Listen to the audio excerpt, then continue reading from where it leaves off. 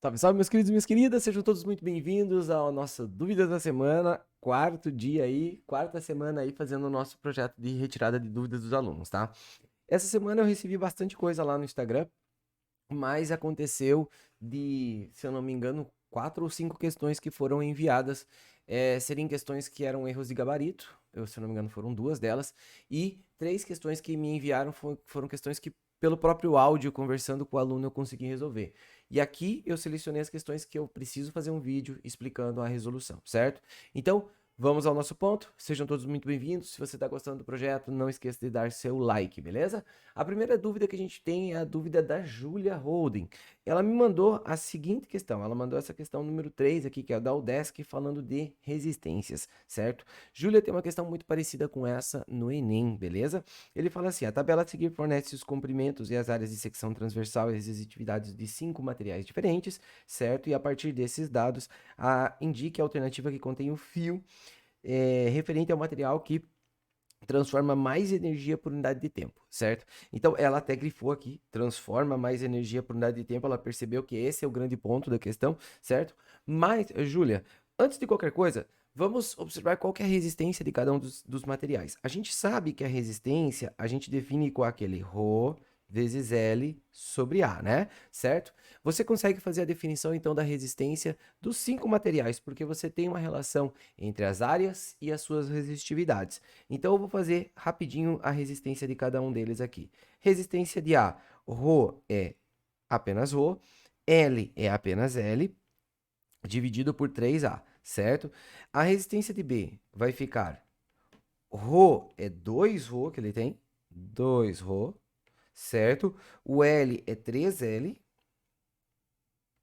sobre o A, certo? Se você fizer isso para todos eles, você vai ver quem é o maior e quem é o menor, que aí a gente vai levar em consideração esses dois caras, o maior e o menor de todos, tá? Que são os dois extremos. R de C vai ficar 3ρ vezes 2L sobre 2A, certo? 2 e 2 corta aqui, certo?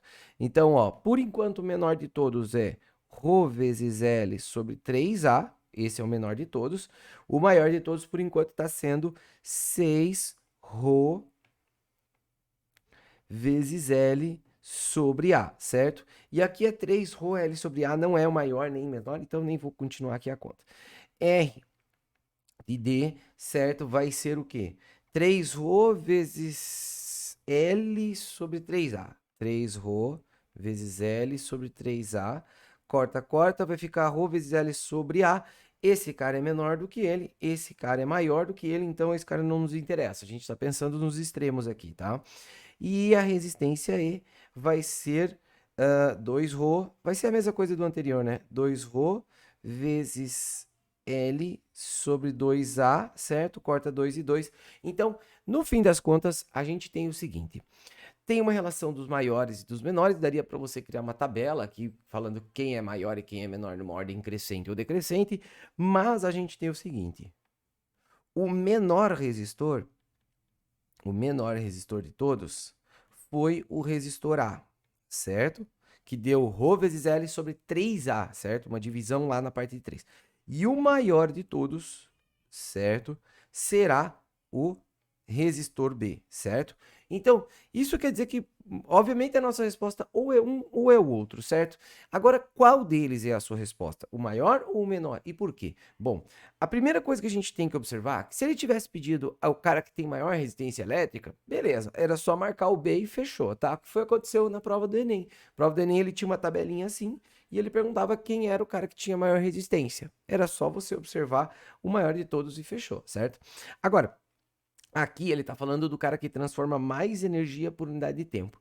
E nessa situação, o que acontece é o seguinte: quando você tem um fio elétrico e nesse fio elétrico estão fluindo cargas elétricas, aqui ó, fluindo cargas elétricas, você vai ter uma maior transformação energética quanto mais cargas elétricas estiver passando por dentro desse fio, certo? E aí tu fala assim, tá, mas quando que eu tenho uma maior quantidade de cargas elétricas passando por dentro do fio?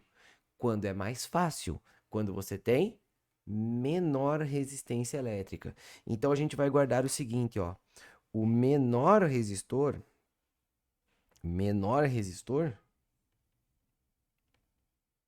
o que que ele faz? Ele oferece mais facilidade de passagem. A resistência é uma dificuldade de você passar. Então, se você reduz essa resistência, quer dizer, fica mais fácil. Então, o menor resistor vai ter maior corrente, certo? Maior corrente. E, consequentemente, vai ser aquele cara que vai ter maior taxa de transformação energética. Por isso que a tua resposta é o resistor A e o gabarito sendo o item C, certo? Beleza? Então, fechando nossa questãozinha, número 3 da UDESC. Valeu, Júlia. E vamos para a nossa próxima questão, certo? Bom, a próxima questão foi mandada pela Maria Fernanda. Ela mandou uma questão que ela tem uma unidade de medida um pouquinho chata, mas a resolução não é tão difícil assim, tá? Ela parece ser uma questão muito complexa, mas não é tanto assim. Ele diz que você tem 3 pequenos objetos com cargas elétricas idênticas que estão fixas no espaço e alinhados, como mostra a figura a seguir. O objeto C exerce em B uma força elétrica que vale 3 dinas, certo? Qual o módulo da força elétrica resultante que atua em B? Bom, a primeira coisa que você tem que fazer é uma coisa que eu estou observando que você montou aqui, ó. A pergunta era sobre o B, então, obviamente, você tem que pensar quais são as forças que B sofre em decorrência da presença das outras cargas. E você montou uma coisa coerente aqui, ó. Você observou que esse cara que é o C, ele exerce força no B. E essa força aqui é uma força de repulsão, porque eles são cargas iguais. Tá aqui, ó, essa força. E essa força foi fornecida para você. Ela vale 3 dinas, certo? 3 dinas. Agora, a esfera A também exerce força. E eu vi que tu marcou aqui, ó. Existe uma esfera A, existe aqui a esfera B, e a esfera A também exerce força sobre a B. Deixa eu colocar uma cor um pouco mais clarinha aqui. E aqui, ó, ela exerce uma força para cá, certo? E essa força não sei quanto que vale, ok? Bom, o que que acontece aqui? Ele está pedindo a resultante sobre a B. Então, se você souber as duas forças que atuam sobre ela, é só você pensar que uma é para um lado, outra é para o outro, subtrai as duas, beleza? Agora, como que eu encontro as duas forças? Uma eu sei, a outra não. A ideia é que você precisa lembrar que a força elétrica ela é definida como K, Q1, Q2, dividido pela distância ao quadrado. E esse é o detalhe, é essa distância ao quadrado. Isso quer dizer que a força elétrica, ela tem uma proporção com a distância, mas ela tem uma proporção inversa, justamente porque essa distância aparece na parte de baixo da conta, só que ela é uma proporção inversa e quadrática. Certo? Isso quer dizer o quê? Isso quer dizer que se, por exemplo, eu falar assim, ó, eu vou pegar um caso e eu vou alterar a distância entre duas cargas. Aí eu altero assim, duplicando a distância. Então, se eu duplicar a distância, se eu fizer 1 vezes 2 na distância, você tem que entender que o que eu tenho que fazer com a força é o inverso e elevado ao quadrado. O inverso de vezes é dividido. E o 2 ao quadrado é 4. Então, eu terei que dividir por 4 a força. Agora, olha só. Essa é a relação que a gente vai utilizar no teu problema. Ó, quando você está analisando a força entre C e B, a força entre C e B vale 3 dinas. Certo? Vale 3 dinas. Beleza? Só que a distância entre C e B, ó, tá aqui, são 3 centímetros, certo? Quanto que vai ser a força entre A e B? Quanto que vai ser a força entre A e B? Se a distância entre o A e o B é apenas 1 centímetro. Ó, você vai observar que a distância que tu tinha era 3, ela passou para 1. Então, você vai pensar que essa distância foi dividido por 3, certo? Que operação que você tem que fazer para poder encontrar a força? Você tem que fazer a operação inversa, ou seja, se você dividiu, você vai multiplicar, certo? Por quanto? por 3 ao quadrado, porque é uma proporção inversa com a distância elevada ao quadrado. Então, se esse cara foi dividido por 3, vai ser 1 vezes 9. E aqui, você vai obter que essa força vai ser 3 vezes 9 é 27 dinas. Agora tu resolveu o teu problema. Por quê? Porque você sabe que essa esfera B aqui, ó, ela sofre uma força para a esquerda de 3 dinas e ela sofre uma força para a direita, que é fruto do A, de 27 dinas. Como essas forças são opostas, o que a gente faz? Subtrai uma da outra. 27 menos 3, a sua força resultante será 24 dinas. Então, veja o que eu fiz aqui, ó. Na minha organização, eu pensei, bom, tem várias cargas, cada uma exerce uma força, certo? Então, se eu reconheci uma das forças, as outras eu fiz tudo por proporção. Eu pensei, bom, se a distância aqui tem tal força, para aquela distância lá vai ter outra força. Eu fiz tudo por proporção. A única coisa que tem que acontecer é você reconhecer essa proporção, que ela é uma proporção inversa e quadrática. Se dobra 1, o outro tem que ser dividido por 4. Se triplica 1, o outro tem que ser dividido por 9. É uma operação inversa, ou seja, 1 vezes vira um dividido, mas o número tem que ser elevado ao quadrado, porque envolve a distância em grau 2 aqui, beleza? Então, fechando a nossa questão e fechando a questão da Maria Fernanda, beleza? Então vamos lá, vamos para a nossa próxima questãozinha, questão que a Ana Clara me mandou. A Ana Clara me mandou essa questãozinha e ela, cara, não é uma questão assim tão trivial assim, sabe?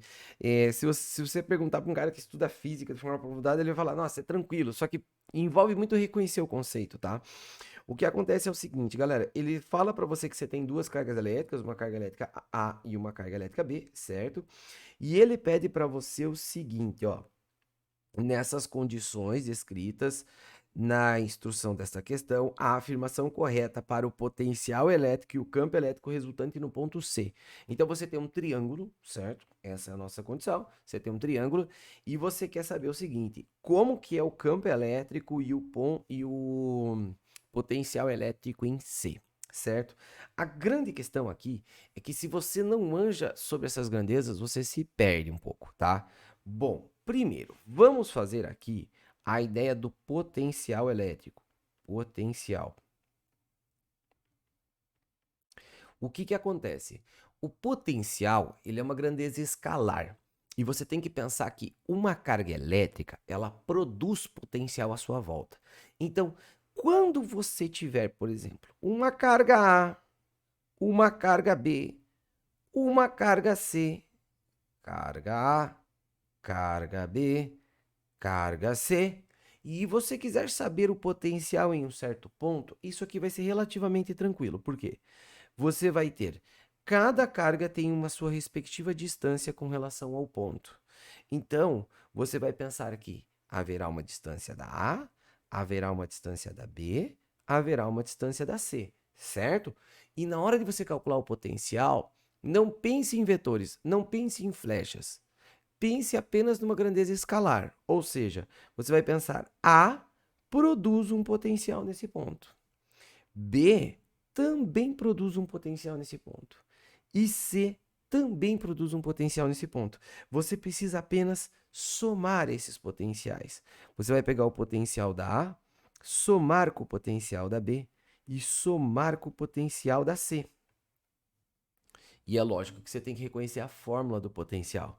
O potencial é dado com K vezes Q dividido por D, certo? Agora, olha só na sua questão. Na sua questão, você tem um triângulo, certo? Aqui.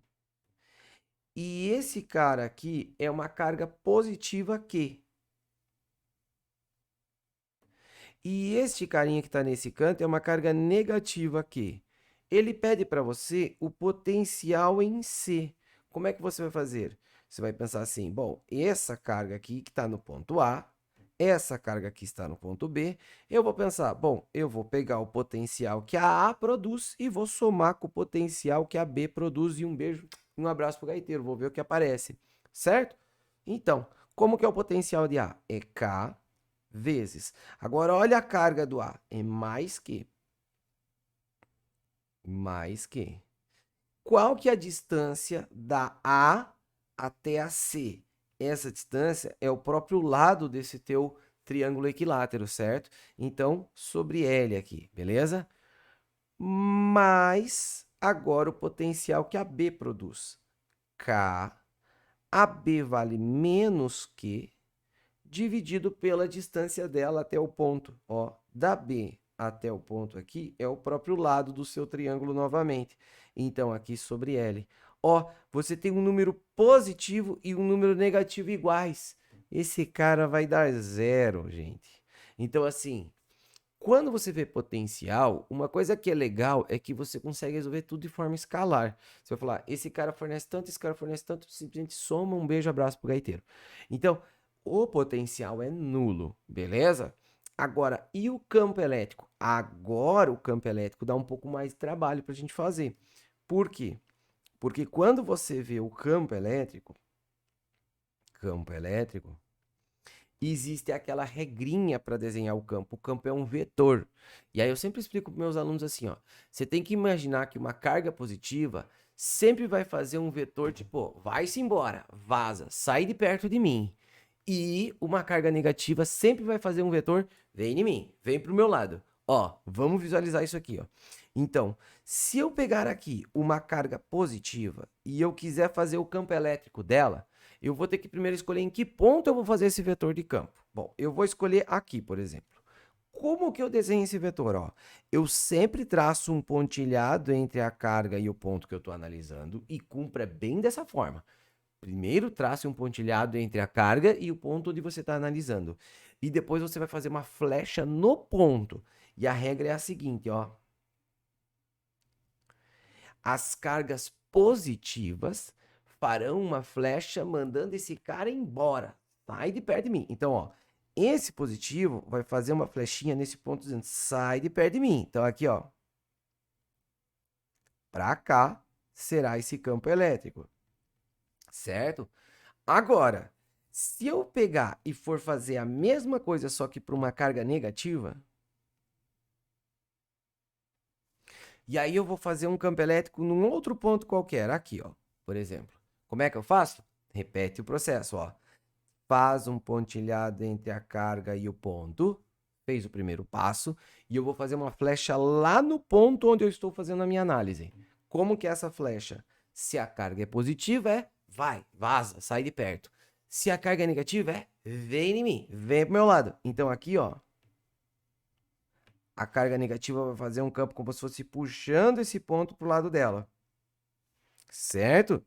Então, ó, é aquela ideia. Geralmente o professor explica que o campo da carga positiva é um campo de afastamento e o campo da carga negativa é um campo de aproximação, certo? Então um tá mandando embora e o outro tá chamando pro lado dele, beleza? Agora no teu exercício, o que que ele pede? Ele pede para nessa figura eu desenhar o campo elétrico lá no ponto C.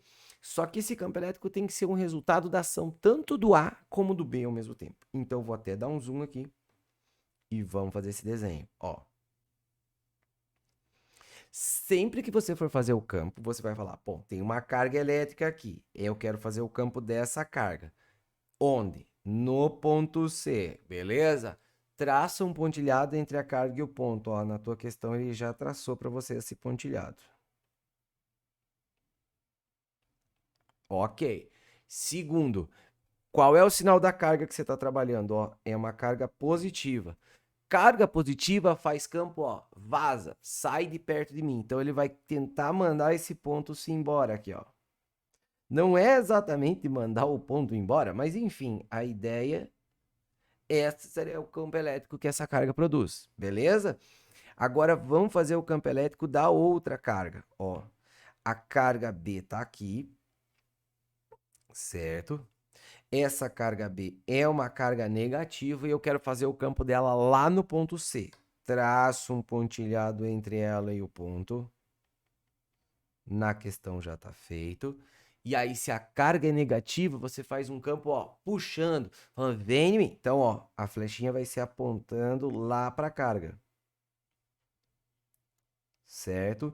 E esse será o campo elétrico da B. E aqui será o campo elétrico da A. Beleza?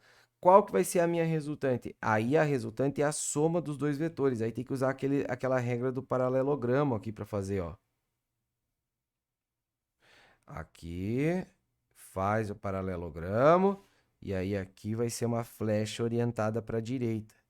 Esse é o campo elétrico resultante. Então, não tem potencial no ponto. No ponto o potencial é zero, mas você tem um campo orientado para a direita.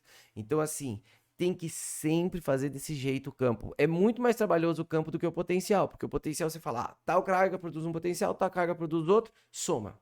O campo não, você tem que primeiro desenhar ele, fazer as flechinhas dele. Tudo bem? Então, por isso a resposta dessa questão vai ser o seguinte. Ele fala que o potencial e o campo ambos são nulos. Não, o potencial é nulo, mas o campo é para a direita. O potencial elétrico é nulo e a direção do campo elétrico resultante é a mesma reta que passa de C em C paralela a B. Eu acho que é essa mesmo, né? O potencial elétrico é nulo, isso é verdade. A direção do campo elétrico resultante é a mesma reta que passa em C paralela a AB. Então, ó, você tem uma reta que passa aqui em AB e ela vai ser paralela a ela, só que passando lá em C, né? Eu acho que é essa mesmo a tua resposta, a letra B, deixa eu ver. Potencial elétrico é negativo, não. Potencial elétrico é positivo, não. Aí a última, potencial elétrico é nulo. A direção do campo elétrico resultante é dado pela reta que passa em C, num ponto médio entre A e B. Não, não, ó, daí ele tá falando que seria vindo aqui pro ponto O, tá? Não, não é. Então, realmente é a tua letra B a resposta. Beleza, Ana? Questãozinha mais complexa, questãozinha mais longa, mas é isso aí, fechou, beleza? E vamos para nossa última questão, questão da Gabriela Lou, certo?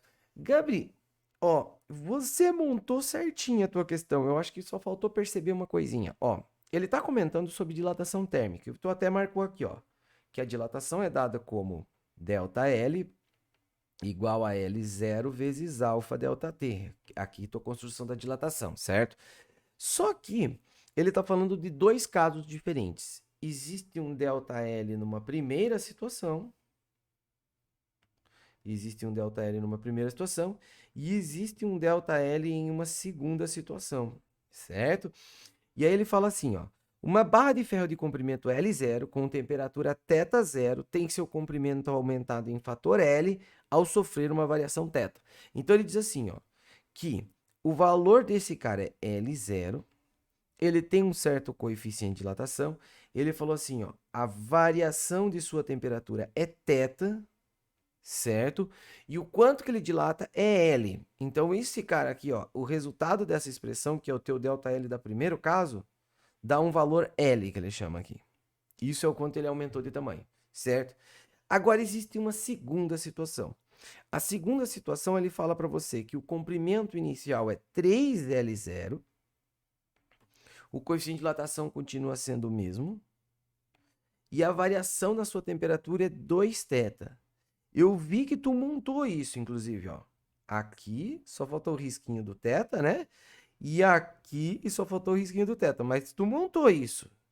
Agora, o que faltou para você concluir a tua questão é o seguinte, é você perceber qual é a proporção que existe entre esses dois caras.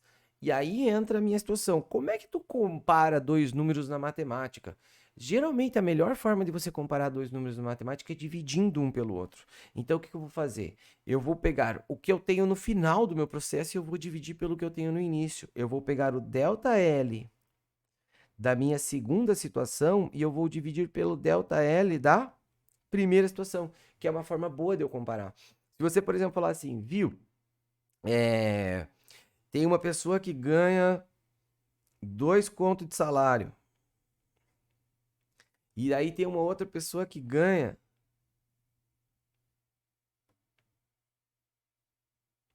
10 conto de salário. Se você quiser comparar esses dois salários, como que tu faz? Para tu comparar, tu pode subtrair um pelo outro, vai dar um 8.000 de diferença. Só que essa subtração não é um parâmetro tão legal, porque você pensa assim, pô, 8.000 de diferença é uma grande diferença dos dois salários, né? É. Só que se você pegar um cara que ganha 100 mil, outro cara que ganha 108 mil, 8 mil não é nada. Então, assim, essa questão aqui, você geralmente compara números dividindo um pelo outro. Por quê? Porque quando tu divide, por exemplo, esse 10 mil aqui com esse 2 mil, tu fala, pô, não, pera aí. 10 dividido por 2, esse cara dá 5. Então, esse 5 ele está dizendo quantas vezes é maior o salário de um comparado com o outro. Aí você consegue compreender melhor a discrepância entre os números. Então, sempre que você for comparar, divide um pelo outro ao invés de subtrair. E é justamente o que eu vou fazer aqui. Já que eu quero comparar o que está acontecendo na minha segunda situação, em que eu tenho um comprimento diferente, eu tenho uma variação de temperatura diferente, com o que estava acontecendo na minha primeira situação, eu simplesmente vou dividir um pelo outro e ver o que acontece. Aí, olha só, o ΔL da segunda situação é 3L0 vezes alfa 2 θ, certo? Já na primeira situação é L0 alfa θ, certo? Corta aqui, θ, alfa, alfa, L0, L0, sobra 2 e 3 lá, e o teu ΔL da segunda situação dividido pelo ΔL da primeira situação resulta 6. Isso quer dizer o quê? Quer dizer que a tua resposta aqui, ó, o ΔL da segunda situação é 6 vezes maior que o ΔL da primeira. Só que esse ΔL da primeira situação, na tua questão, ele pediu para você chamar de L, certo? Por isso que fica 6L a sua resposta, tudo bem? Então, assim, é uma situação que você montou bem certinho, você pegou, construiu aqui o que faltou, no meu ver. Você separar que isso aqui é um primeiro caso e isso aqui é um segundo caso, tá? E faltou você perceber o que você tinha que fazer para comparar. Então, guarda. A ideia de comparação, na física principalmente, você vai ver muito via divisão. Vai ser muito comum você ter uma situação em que ele fala: tá acontecendo isso, isso, isso numa situação inicial. Beleza. Agora imagine um outro caso que está acontecendo isso, isso, isso, isso. Qual que é a comparação dos resultados? Você vai dividir o resultado de um pelo outro. Beleza? Então, Gabriela, forte abraço para você e forte abraço para Júlia, Maria, Ana Clara. Aqui, eu não peguei todo mundo da lista que me mandou coisa pelo Instagram, mas tem mais uma galera aí que me mandou coisa que eu mandei via áudio, que eu mandei via, comentei que o gabarito estava errado, enfim. Então, pessoal, muito obrigado pela participação de vocês. Mandem sempre suas questões. Eu sei que uma semana que tem feriado, que enfim, a galera dá uma seguradinha, mas semana que vem estamos de volta. Forte abraço para todo mundo. Beijo e tchau, tchau, galera.